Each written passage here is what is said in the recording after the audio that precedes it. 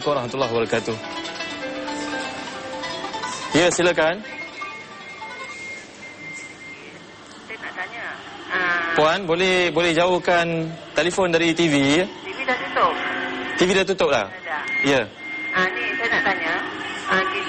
Masa kita dilahirkan, kita dah ditentukan rezeki, ajal maut, umur kita kan? Ya. Apabila kita belajar, Ustaz kita suruh kita minta doa. Lepas sembahyang kan untuk panjang umur tambah rezeki. Jadi saya nak terangkan macam mana benda tu.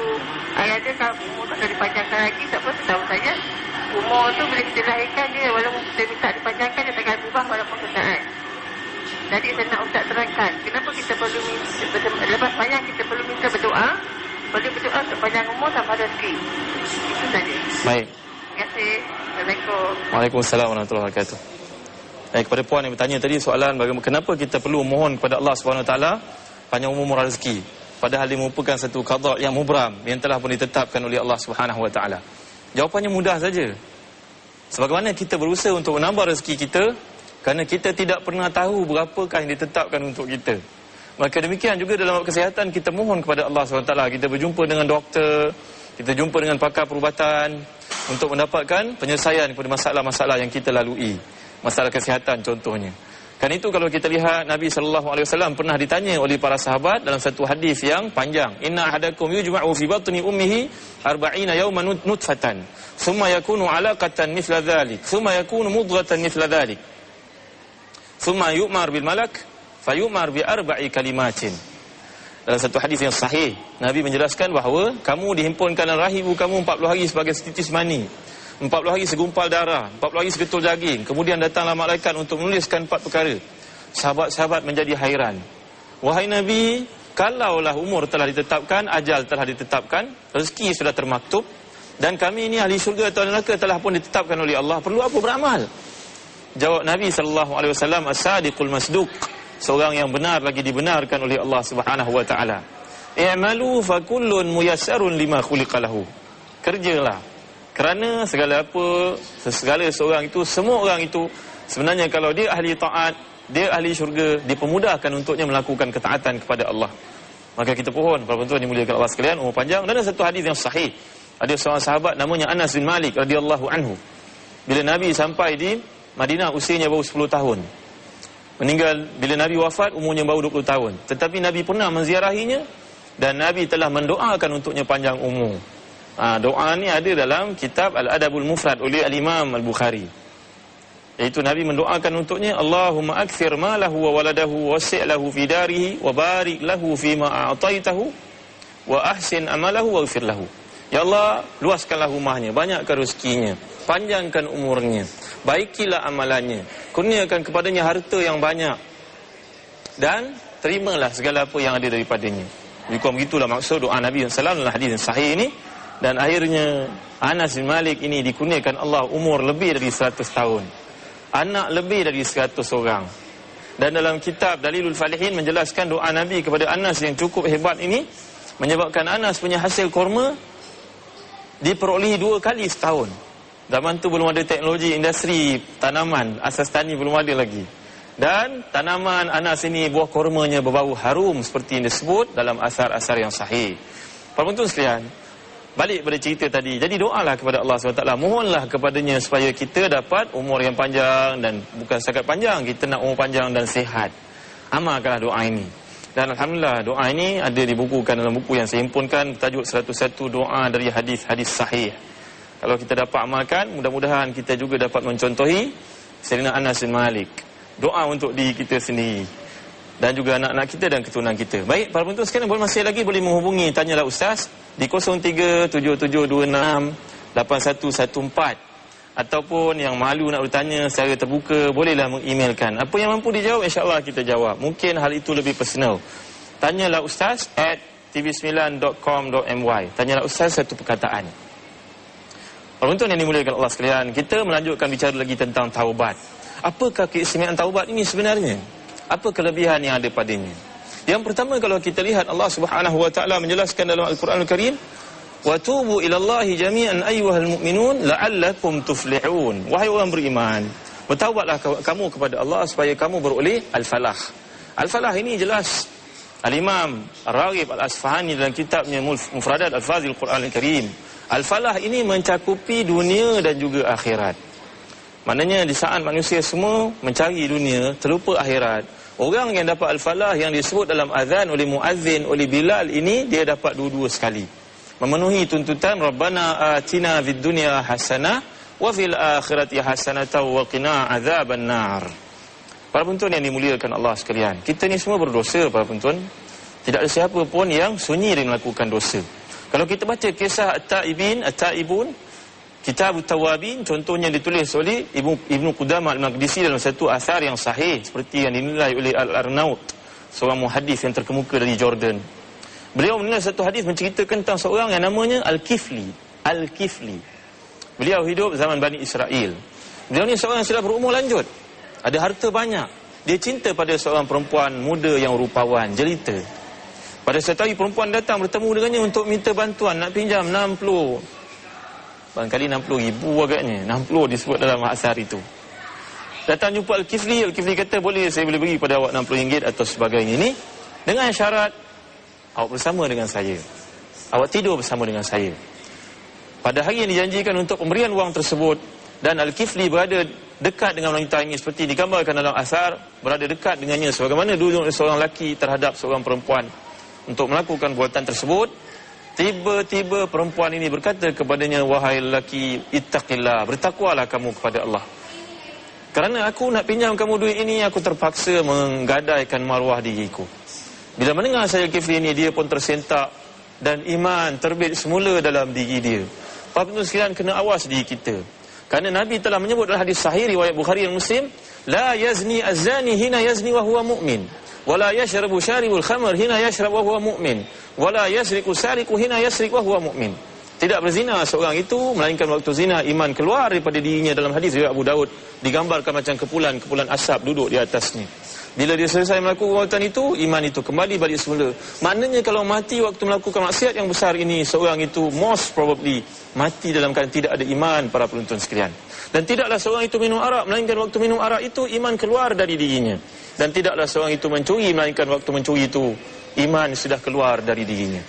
Balik kita pada cerita Al-Kifli tadi, akhirnya bila dia sedar itu merupakan dosa besar, dia kata pada perempuan itu, wahai perempuan, ambillah engkau 60 wang ini, 60 dinar, 60 dirham, 60 ribu barangkali, ambillah. Aku tidak perlukan dia, aku nak bertaubat pada Allah. Dia balik ke rumahnya bertaubat dengan semampunya, menangis.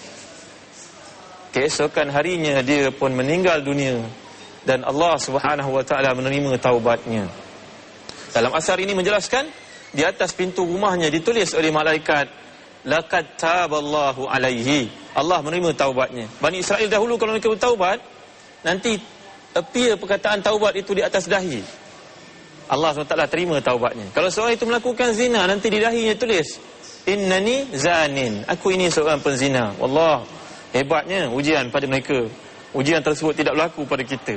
Kita melakukan maksiat, Allah tutup, Allah sembunyikan, dan orang menilai kita orang baik. Para penonton dimuliakan Allah sekalian, kita ada pemanggil. Silakan. Assalamualaikum. Assalamualaikum. Ini peringatan dari penerbit, bagi yang nak menghubungi, tanyalah Ustaz.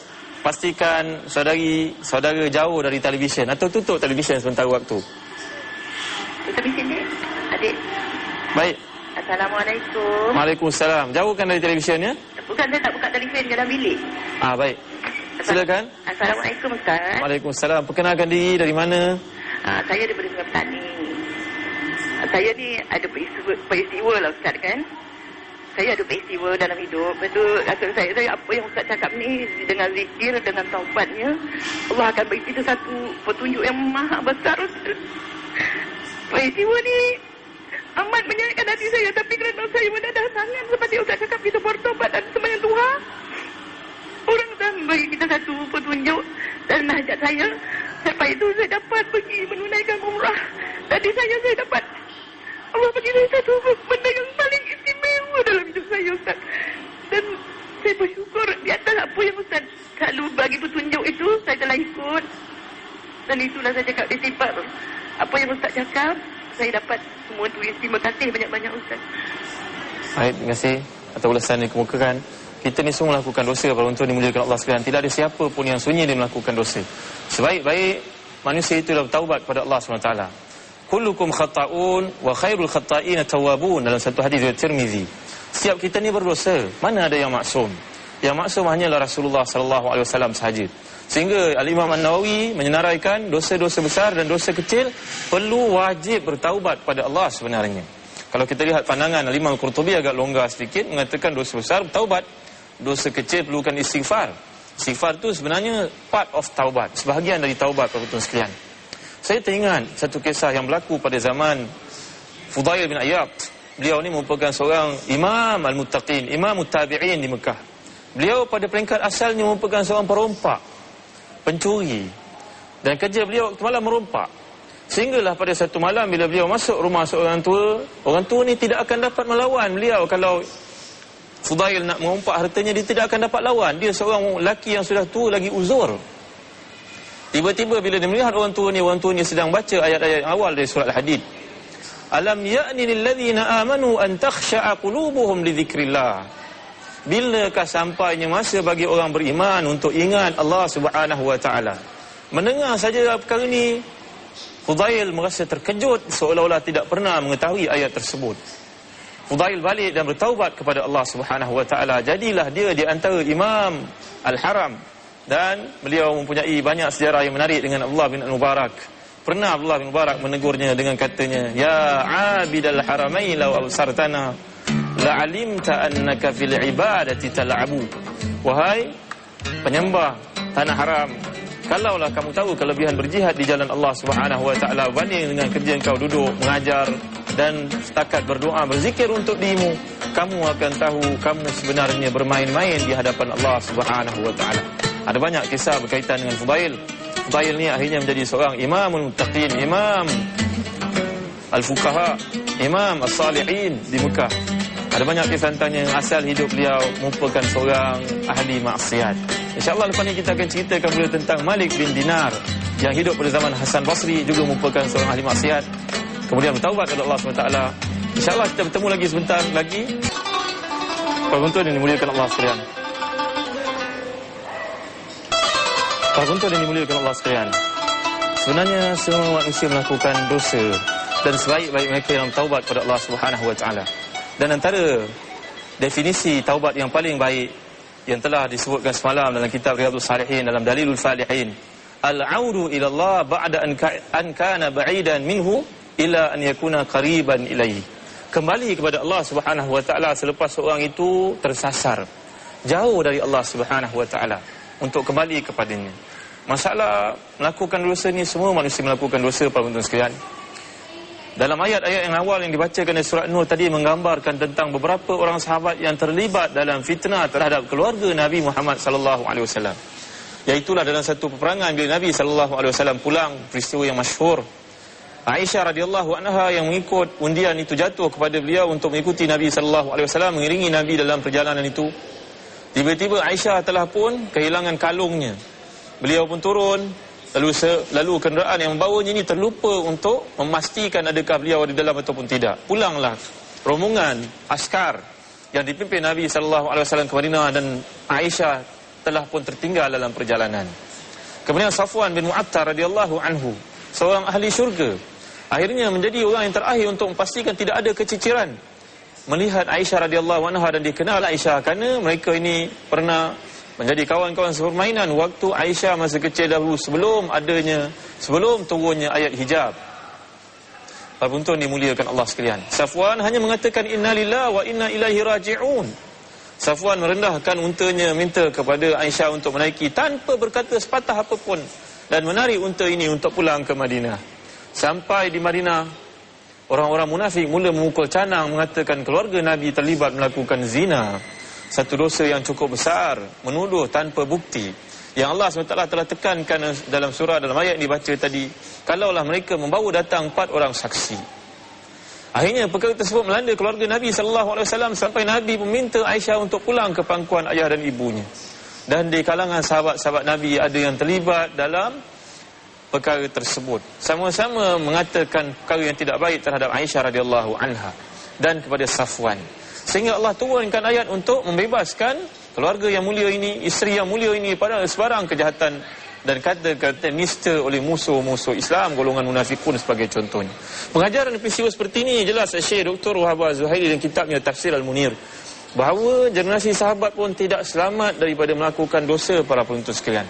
Di samping hikmatul tasyri' nak mengajar kita bagaimana menghadapi fiqh, kefahaman menghadapi fitnah, bagaimana orang fitnah kita pada hari ini, bagaimana menanganinya. Mintalah tolong kepada Allah Subhanahu wa taala. Jadi para penonton dimuliakan Allah sekalian, sebenarnya kisah taubat ni banyak disebut oleh para alim ulama.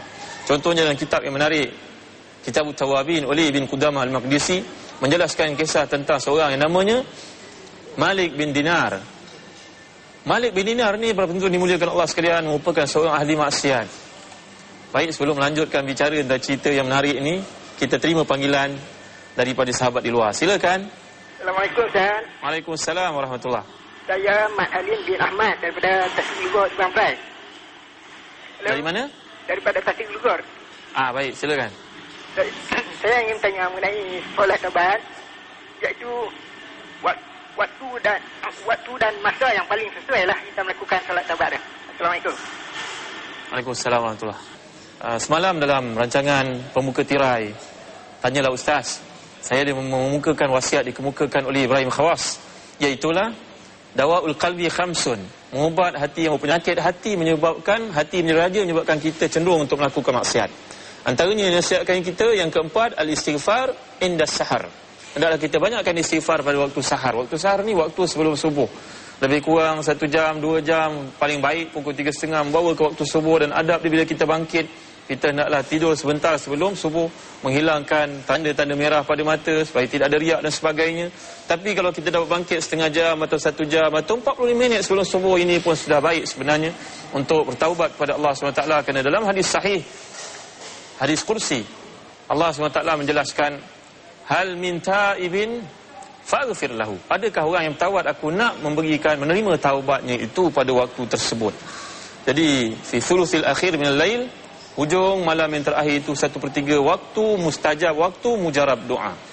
Anak-anak dapat keputusan PMR baru-baru ini. Sudahkah ayah ibu mendoakan untuk mereka dapat sekolah yang baik?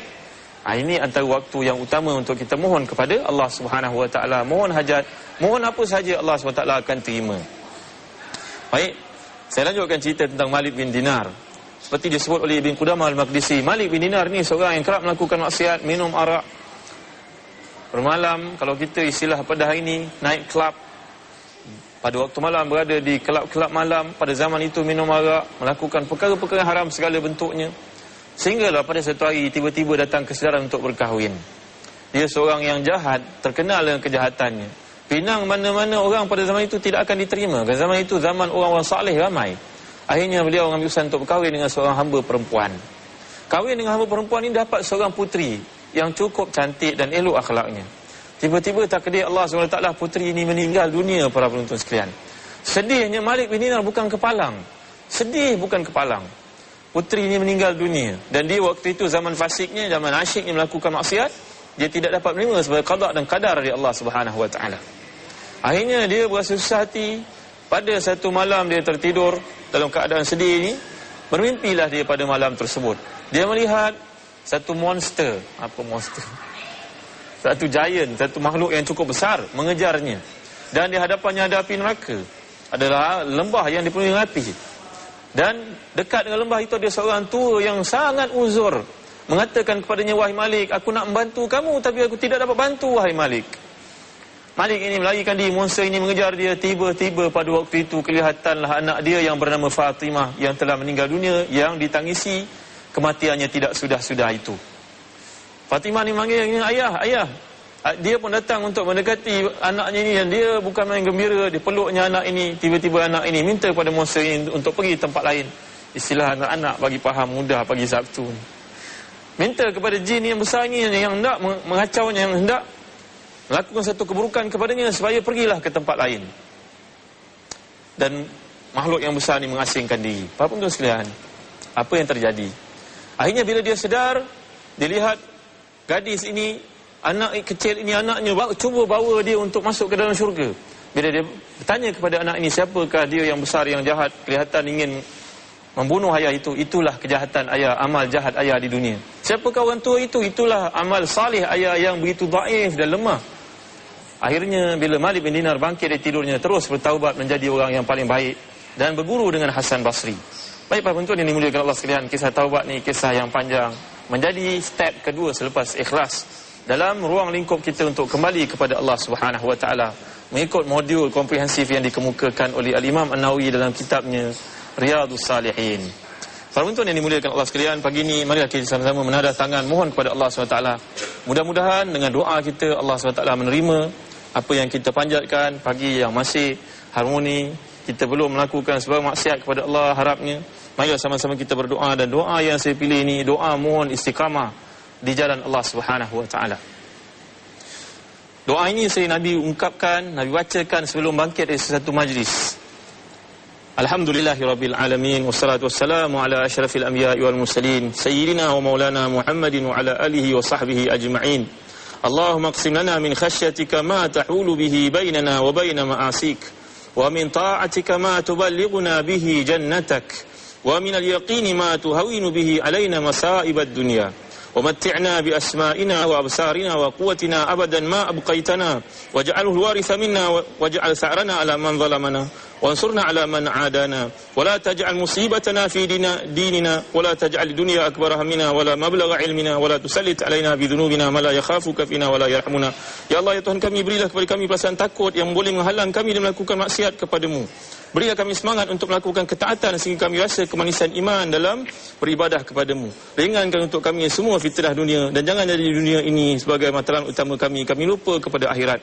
Para penonton yang dimuliakan Allah sekalian, doa ni saya petik dari kitab tajuk Doa, Zikir dan Munajat yang didengar oleh Allah Subhanahu wa taala. Mudah-mudahan dengan mengamalkannya kita menjadi dekat kepada Allah Subhanahu wa taala. Boleh dipetik dari buku ini. Segala yang baik daripada Allah, kelemahan milik manusia. Jangan ke mana-mana, insya-Allah kita akan jumpa pada hari esok untuk rancangan Tanyalah Ustaz. Terima kasih atas kehadiran dan penglibatan tuan-tuan. InsyaAllah kita jumpa lagi pada pagi esok, dan segmen ini rancangan diterusan tiap-tiap Jumaat, Sabtu dan Ahad. Wassallallahu ala sayyidina Muhammadin wa ala alihi wa sahbihi wa baraka wasallam. Assalamualaikum warahmatullahi wabarakatuh.